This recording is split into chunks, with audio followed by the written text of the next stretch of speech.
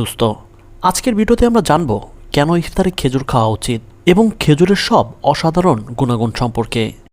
সারাদিন রোজা রাখার পর শরীর যখন দুর্বল হয়ে পড়ে তখন ইফতারে খেজুর খেলে খেজুর শরীরে তৎক্ষণাৎ শক্তি সরবরাহ করে। এর কারণ হলো খেজুরে রয়েছে প্রাকৃতিক শর্করা যেমন গ্লুকোজ, ফ্রুক্টোজ এবং সুক্রোজ, যা খুব দ্রুত রক্তের সাথে মিশে গিয়ে আমাদের শক্তি যোগায়। তাই আপনি যদি শরীরে খুব দ্রুত শক্তি উৎপাদন করতে চান তাহলে খেজুর হচ্ছে আপনার জন্য সবচেয়ে বড় একটি সমাধান। খেজুরে উচ্চমাত্রায় ফাইবার রয়েছে যা হজম প্রক্রিয়াকে সহজ করে এবং কোষ্ঠকাঠিন্য প্রতিরোধে সহায়ক হচ্ছে এই খেজুর।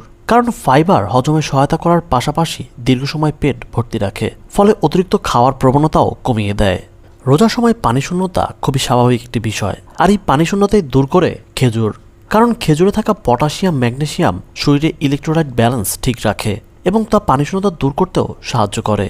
এছাড়াও খেজুরে থাকা বিভিন্ন ধরনের খনিজ পদার্থ শরীরকে হাইড্রেটেড রাখে এবং সাথে সাথে ক্লান্তিও দূর করে।